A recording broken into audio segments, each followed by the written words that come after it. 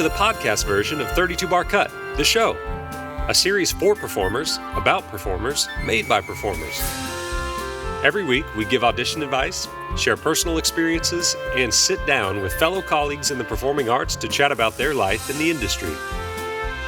If you are hearing this message, you are not currently a subscriber and will only be hearing the first half of the podcast. If you would like to hear the full interview, including the Curtain Call series, you'll want to head over to 32barcut.com, where you can find a link to our Patreon page. There you will have exclusive access to the entire video and private RSS podcast feed, as well as other subscriber-only content. Thanks for listening. Without further ado, on to the show.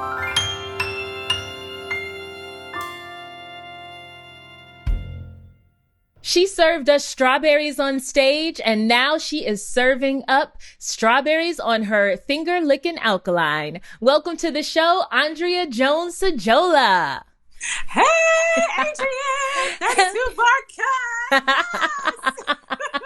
Oh my gosh, it's so good to see you. So Andrea and I have met each other in different ways over the past, I want to say 3 years. So I was her reader in Carmen Jones, but I had already seen her in...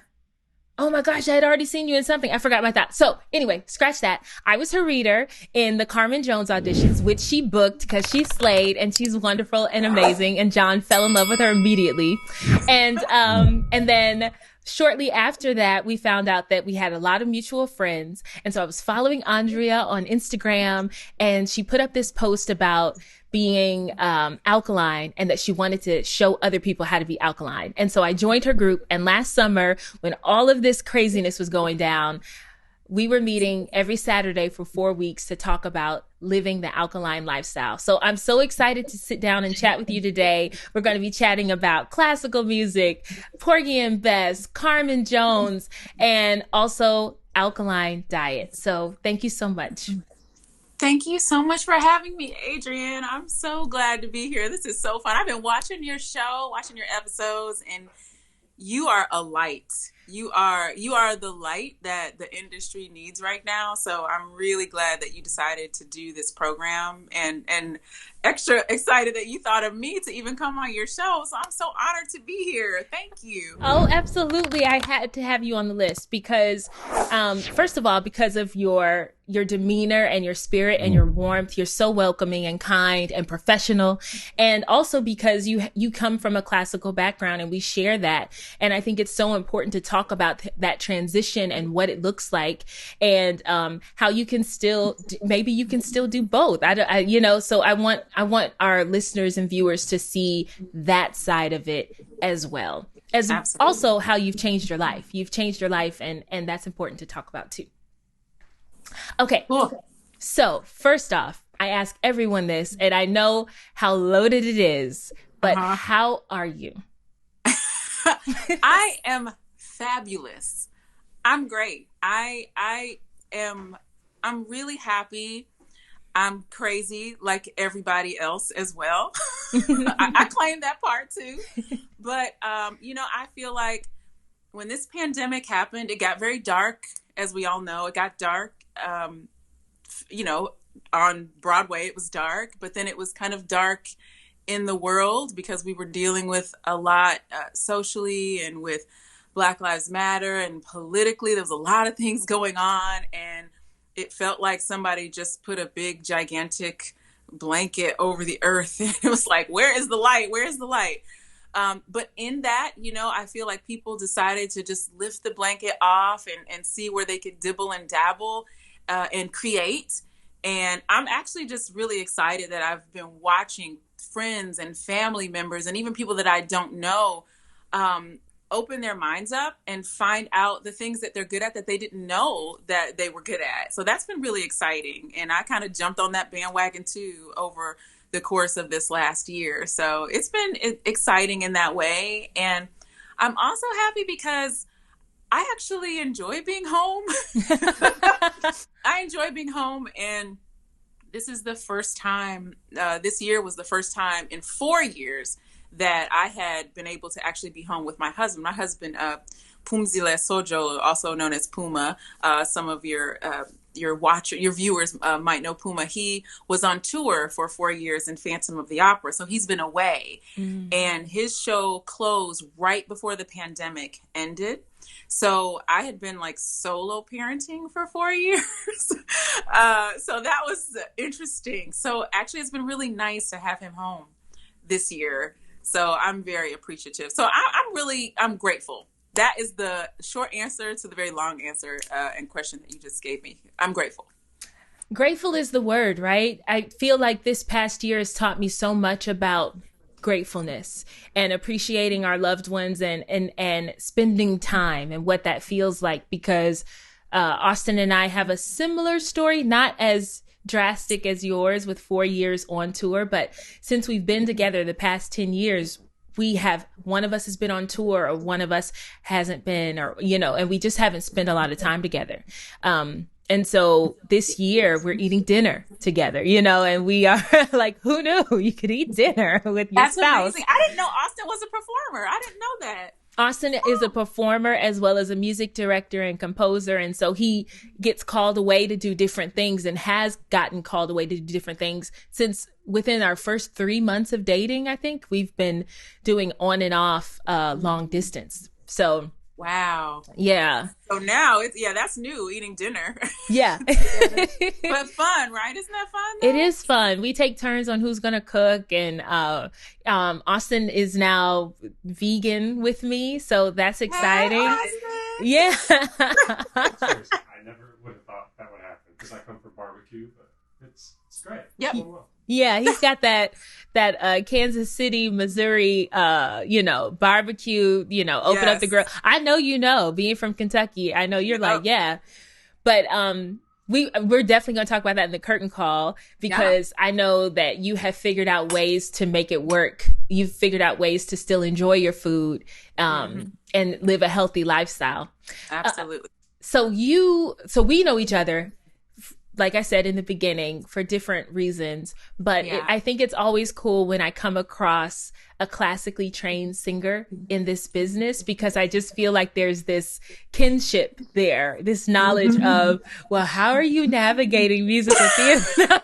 Like, how are those dance calls going for you? How is, how's that 8-show week going? Woo, baby. It's just a different lifestyle. So what was that like for you transitioning into this business? Wow. That's an interesting question, because it took a while. Because honestly, I went to school, obviously, for classical music. So I did my first degree at Lincoln University in Pennsylvania. So when I graduated, I was only one of 2 music students who graduated that year. So it was a very tiny program. And it was actually, Lincoln is the country's first Black college, first Black university. So that was interesting, like studying music from that point of view. And then I went to grad school in Colorado for a year, studying classically in an all-white program, which was really interesting to study it from that point of view. And then from there, I went to the University of Kentucky and studied under a wonderful, wonderful teacher and mentor. And then, but that's like a liberal arts school, but I was, within the music program, still studying classical music. And then went to University of Cincinnati, CCM, where I studied opera. And so there was no academics. It was just like performing and studying like the art of performing classical music. So that was really interesting and kind of varied within the classical realm. But after that, I did outreach, opera outreach for a couple of years, and worked with a couple of opera companies that I was familiar with, in the region. But something kind of was always in me that I wanted to transition out of that. Like, I didn't grow up wanting to be a classical singer at all. I wanted to do like country music, because I'm from Kentucky. So I was, like Loretta Lynn fan, and I used to love, Dolly Parton and all those. I don't know. I was just like stuck on that. Once you watch Coal Miner's Daughter, like everyone wants to be a country singer.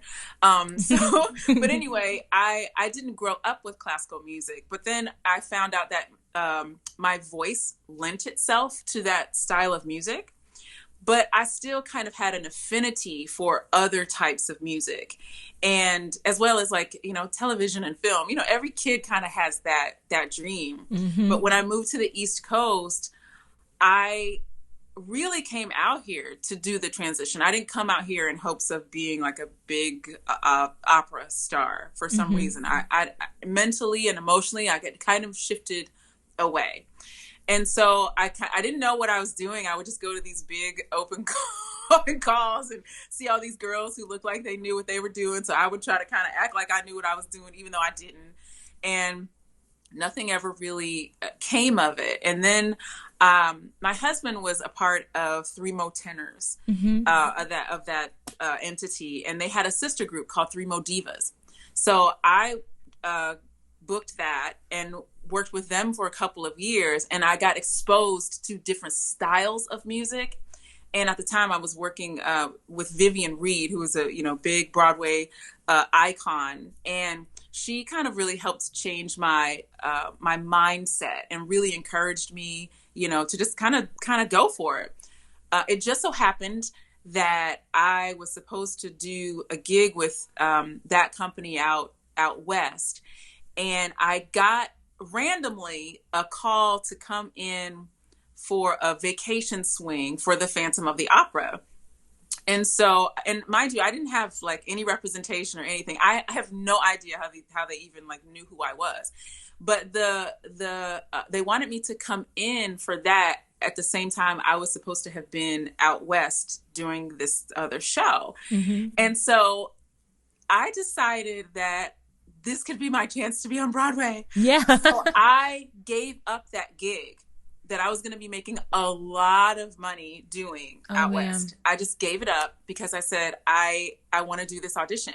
And there was another young lady that I knew that had also been a part of the show, but wasn't going out to the west. And I said, hey, do you want to take that gig? Because I don't think I'm going to do it. Do you want to do it? She said, yeah, I'll do it. So she took my place, and I did this Phantom of the Opera audition and never heard from them. Oh my God. No.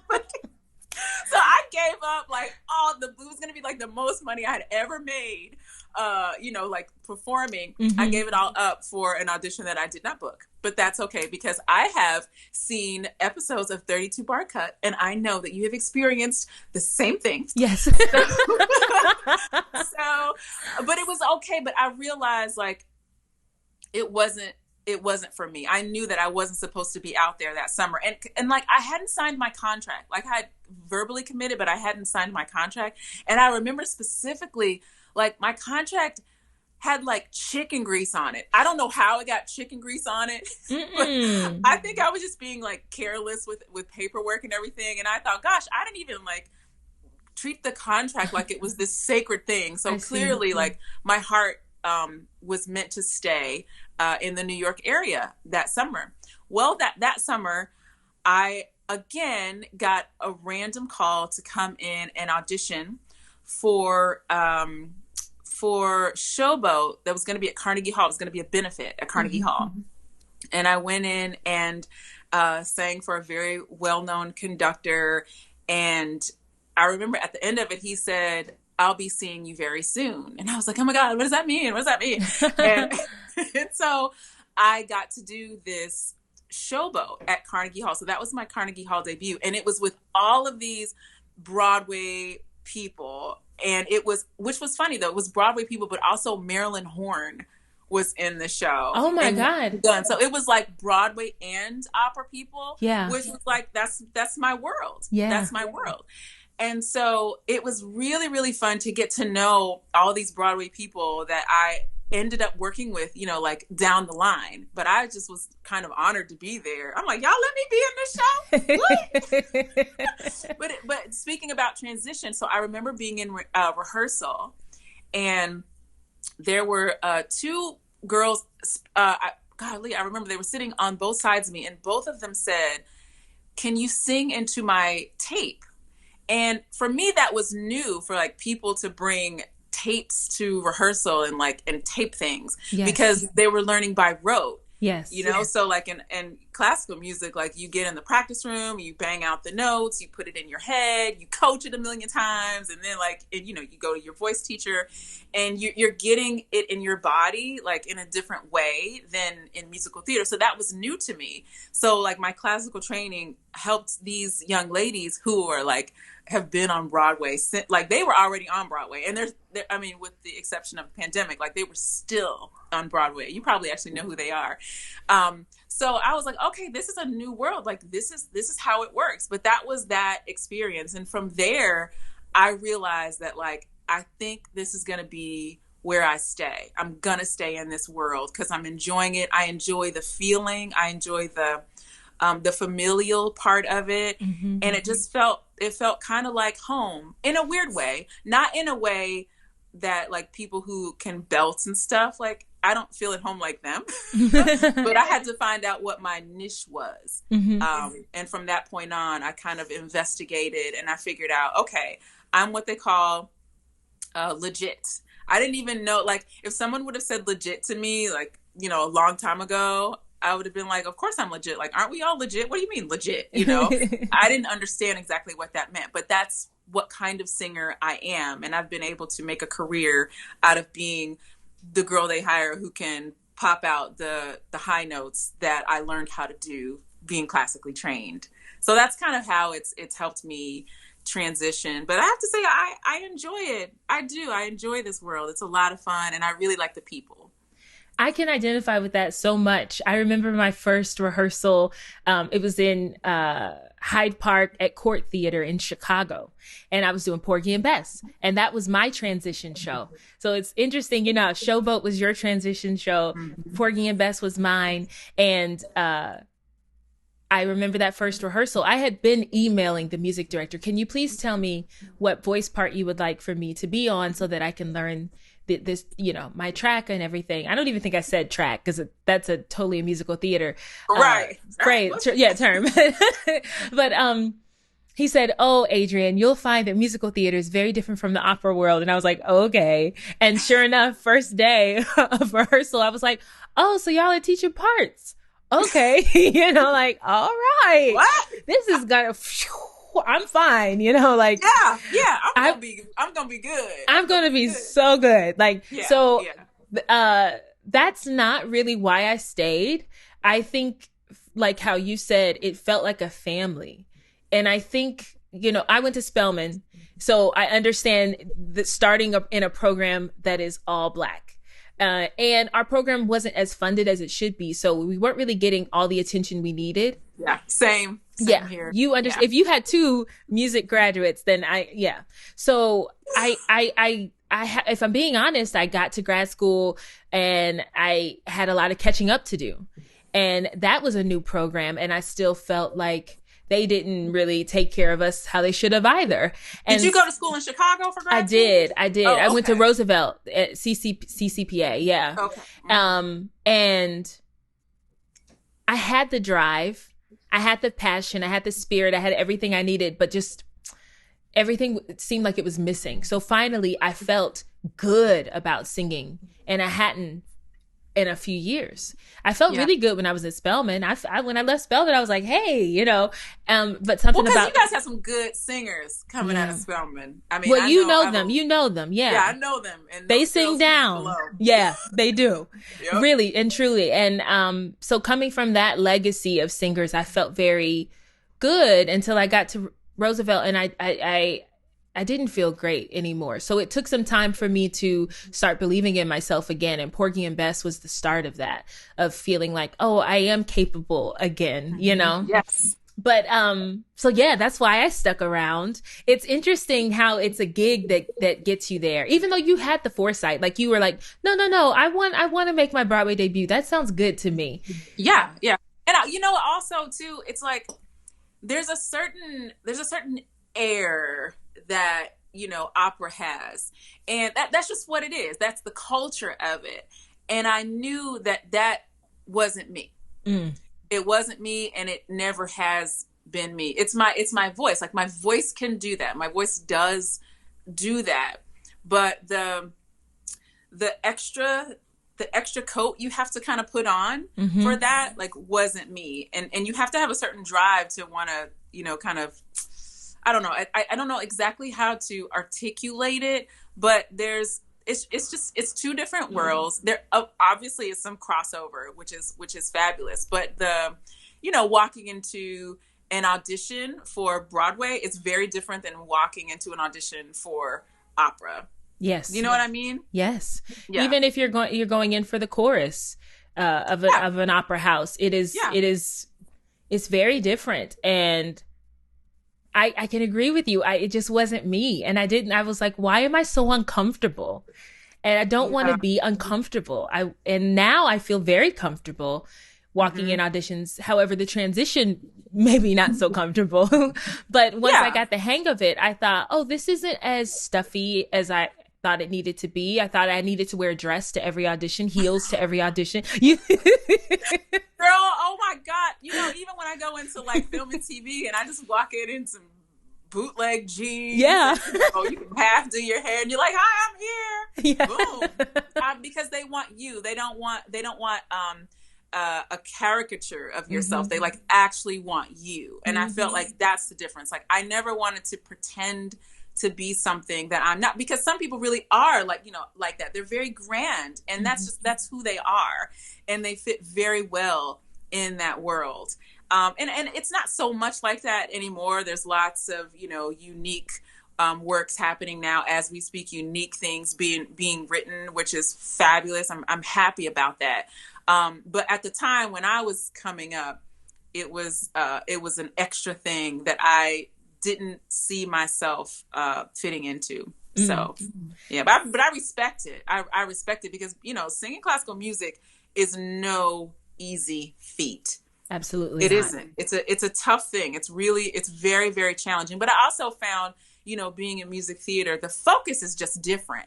You know, you don't focus on how beautiful you sound. Yeah. You can't. You cannot focus on like how lovely your tone is. You have to focus on that in opera, or people will, you know, throw tomatoes at you. But here it's just it's a different feel. It's like I have to focus on making sure that you understand what I'm saying, and you understand the through line. You understand the story. So I like that part of it. Tell the story. Tell the story. So, Black girl from Kentucky. Why classical music? How'd that happen? Well, I grew up, you know, like most, like anybody Black, not anybody Black, but most of Black folks, you know, you're going to grow up in church, and you're going to grow up like, you know, singing with the little kids choir. And then you grow up, you know, and you sing with the big people's choir, and then your throat starts hurting. Because you're belting. I know they put you on soprano too. I actually was an alto. And then for a time I sang tenor. You know how it is. I know how it is, because you grow up in these Black churches and they're like, well, if you can harmonize, if you've got a good ear, they will put you on what part is needed. Yep. I was never able to hold down the tenor. You could probably hear from my speaking voice. I was never able to hold down the tenor. But if they wanted me on alto, I was like, okay, I got that, because alto's fun. Yeah, you know, they have the fun part. It is.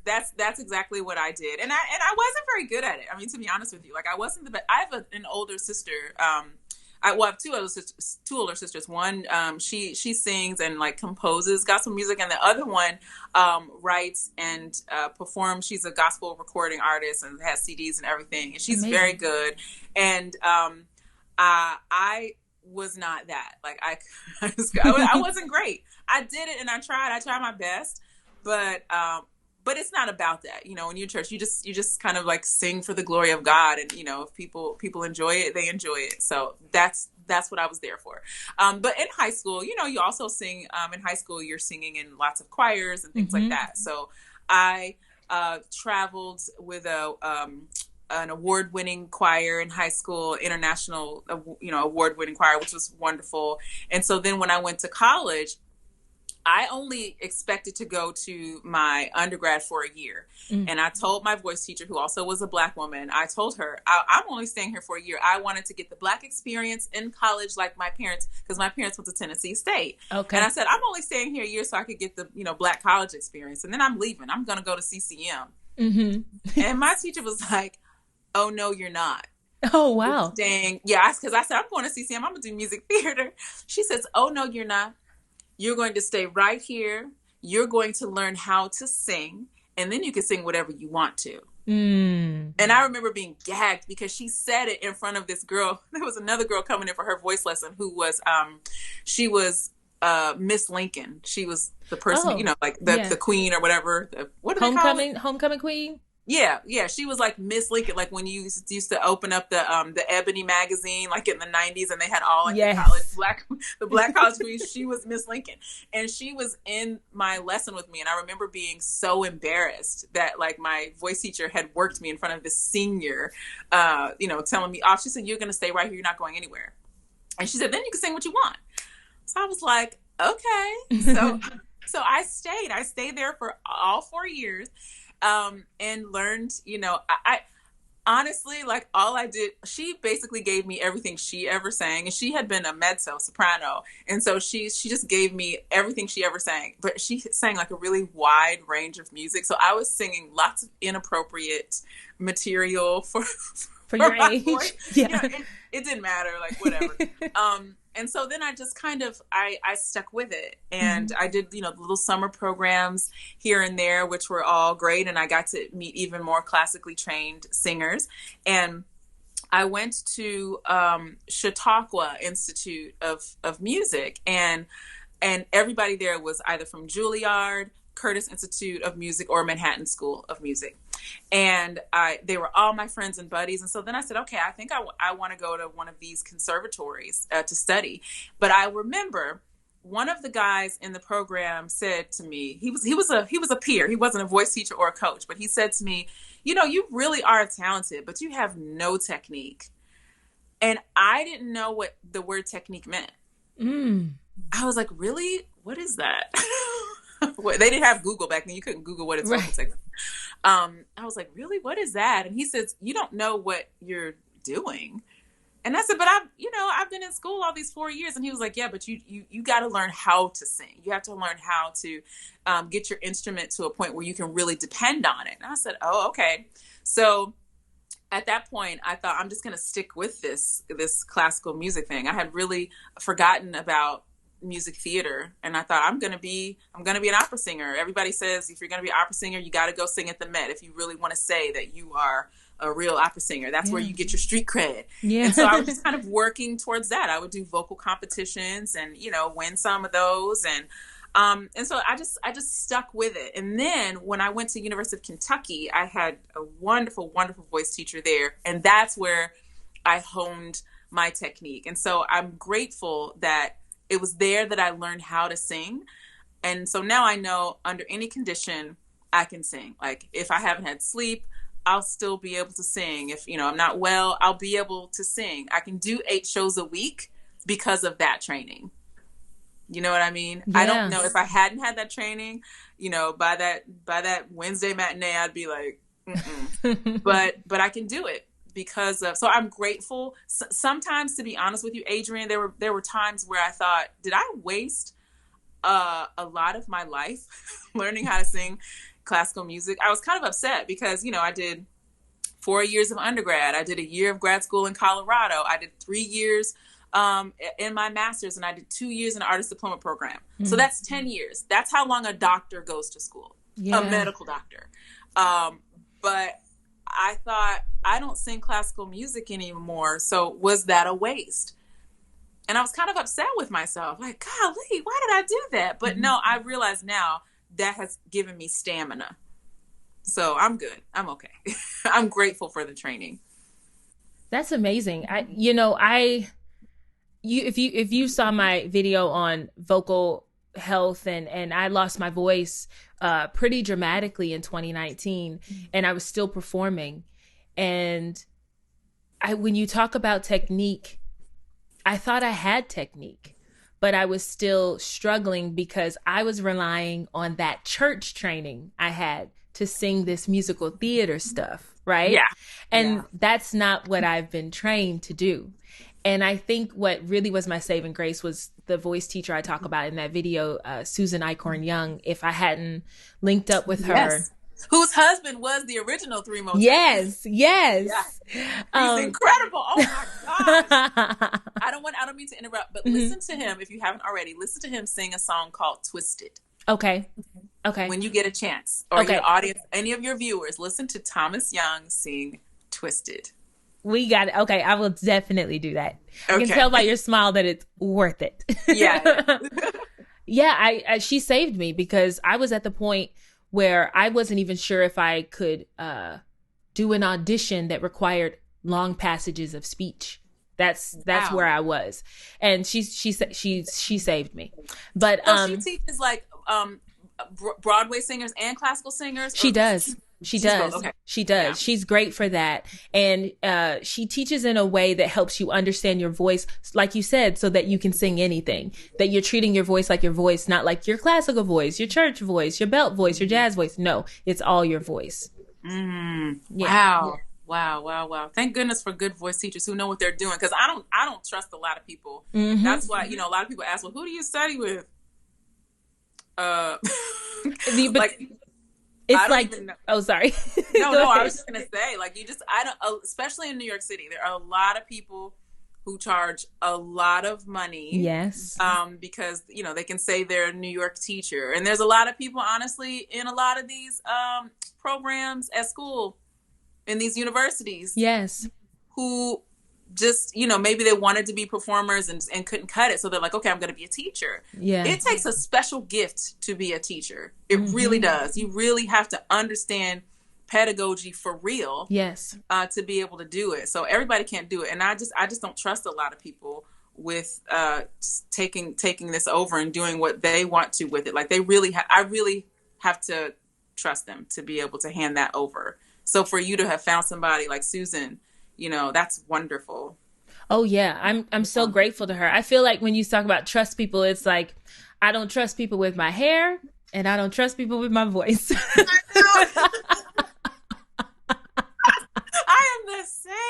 I am the same. Oh my gosh. I got you. I see you. Oh my gosh. So you have done all the training. You moved to New York. You made your Carnegie Hall debut. And now, like, the ball is rolling. Eyes are on you. You are ready to do this Broadway thing.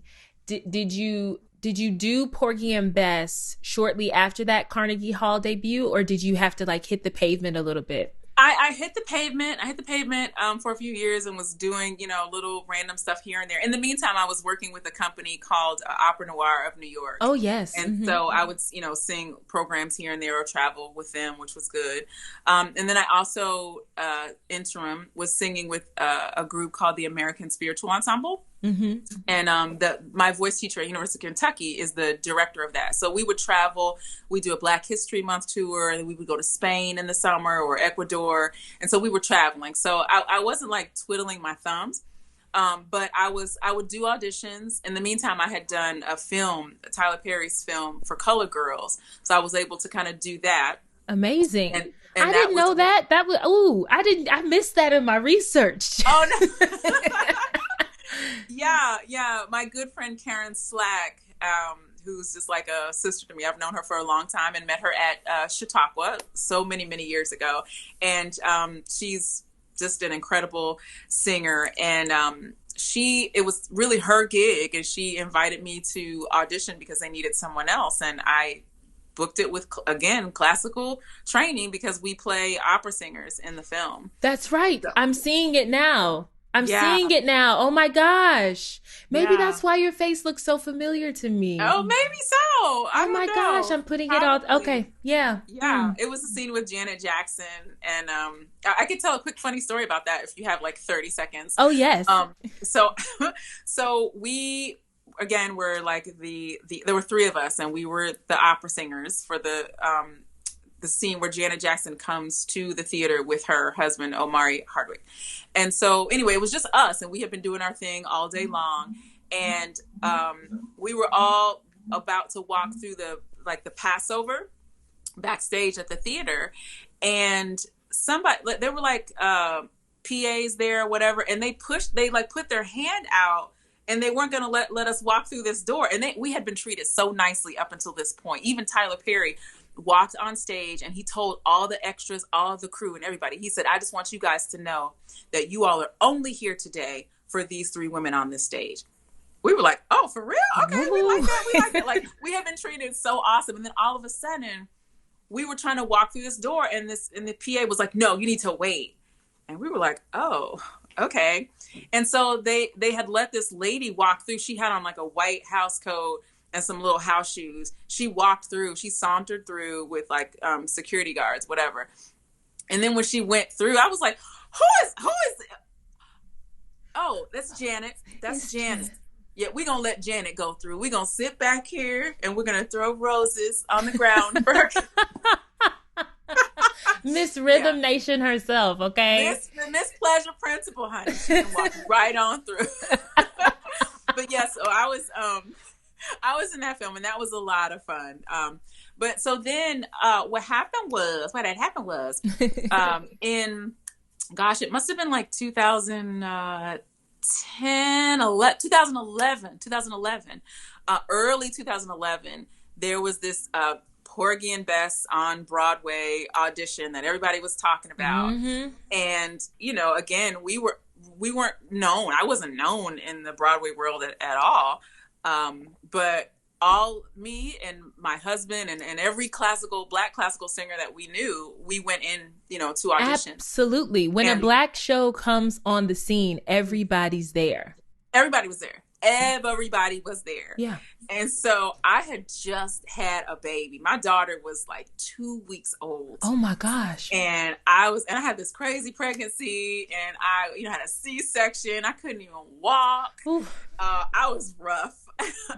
But anyway, we came in and we sang. I think somebody was like holding my daughter or something, while I sang. And then I never heard from them. Oh my gosh. Because that's how it goes. I didn't even get a call back. That's the one thing in the classical world I do appreciate, is that you do get a letter. Yes. And then in theater, there's nothing. Nope. It takes some getting used to. Yeah. You just gotta let it go. Yeah. You have to let it go. I actually was watching one of those CSA videos the other day, and one of the casting directors said, I think Mr. Casara said, he always tells his actors that you're allowed to stay in your head about an audition from the time you leave the audition until you get on the subway. And then once you're on the subway, you got to let it go. You got to let it go. I like to treat myself. I like to go grab a latte or like a nice little doughy treat from somewhere. Sorry, yeah. I know that's not alkali, but like a spelt doughy treat. I made spelt donuts this morning actually, and they were very doughy and very good. But yeah, I didn't get a call back. My husband got a call back, and I was like, okay, well, within our family, it's like when one of us has good news, then we all have good news. So I was really, really happy for him, and he was in there with many of our friends in that callback, many of our opera friends, but I didn't get a call back. And then he booked it. He booked the workshop. So that was like super, super exciting. Mm-hmm. I was really happy for him. And then it just so happened that they needed to replace 2 people. And we had to come back and audition again. Mm-hmm. And the music supervisor said, I don't remember you auditioning the first time. He said, I think I was asleep. He said, I think I fell asleep. Oh my God. So I was like, yeah, I auditioned. But anyway, so I ended up booking we were going to did our run in Boston at Cambridge, mm-hmm. at ART. And so I was able to do that gig with my husband, which was just so fun. We had a really, really good time. And then we all waited on pins and needles to see if they were going to ask us, to go to Broadway. And they did. And yes. it changed my life forever. I'm still grateful. And I still think about that time in my life as one of the most special eras ever. Because I haven't had an experience like that since. I mean, it was just, what can you say? It was with Audrey McDonald and Norm Lewis. Yeah. Black excellence Yeah, on you the can't beat that. ultimate level, you know. Yeah. Just how you say around the classical world, if you haven't sung the Met, then you haven't arrived. It's really in theater, musical theater, and theater, it seems like, well, if you haven't performed on the Broadway stage, then that's your clout, right? Exactly. So I was glad I could check that, off the list. What was it like what was it like? working with Norm Lewis and Audra McDonald and on that level? Masterclass. It was a masterclass. Every day. Wow. It was a masterclass. Yeah. I mean, I took notes. I was like, this woman is out of control. There is a reason why she has every Tony that's on her mantle. There's a reason why. And she's magical. She really is. She's magical, and she works so hard. Her work ethic is just like, it's incredible. All of them are like that, though. I mean, we had a running joke the whole time with David Allen Greer. He was always like full out all the time, full out. Like, he never marked in rehearsals. He was always like just putting everything he had out there every single day. He was very, very consistent. And in terms of like Audra, I've told this story before, so if any of your viewers have heard me in an interview before say it, I'm sorry I repeat it, but it was a very special moment for me in that I sang Strawberry Woman, and there's a point in the show before I do my part where I'm off stage just kind of waiting to go on, and Audra's character, Bess, is coming back from Kittiwah, where she's just been, brutally beaten and harassed and really raped, in so many words. But I saw her come through the Passover from stage right to stage left. I was on stage left, and I was the only person in the entire show, including the crew and the actors, who could see her, because everybody was either on stage, in the dressing room, or, in their respective places where they're supposed to be. But I was about to go on, so I got to watch her get mentally ready for the scene that she was about to do. That prayer scene? And when she comes back from Kittiwah and she's like, oh, like all crazy and screaming and hollering, and she can't, keep it together, and she just kind of like falls into the arms of everybody. And it was like she was like crippling herself. She was crippling herself, and she became like, decrepit and just so, I don't even have the words for it, but I just saw her like deform herself.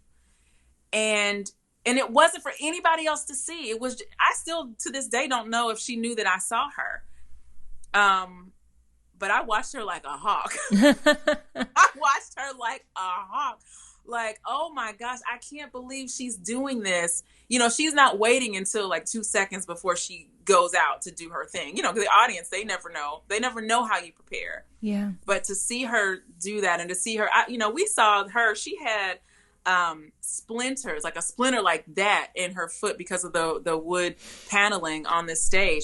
It was in her foot, and she did the whole show like that. Nobody knew, but she put it in her character.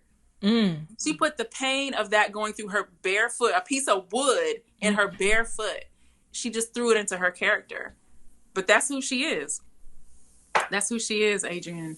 Oh my gosh. It's magic. Wow. It's magic. Yeah, she's wonderful. And Norm, I mean, he is nice to look at.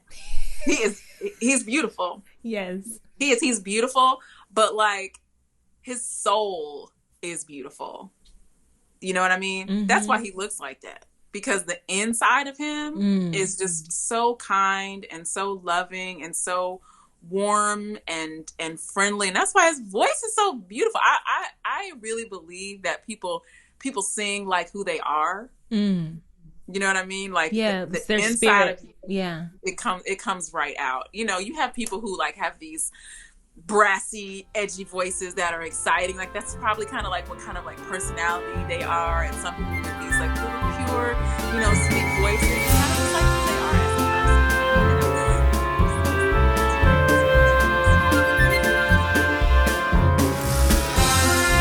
Adrian and I hope that you have enjoyed listening to the show thus far. If you'd like to hear the full interview and get access to the curtain call, head on over to 32barcut.com, where you can find a link to our Patreon page. There you will have exclusive access to the entire video collection and private RSS podcast feed, as well as other subscriber-only content. All right, that's all I got. Thanks for tuning in. See you next time.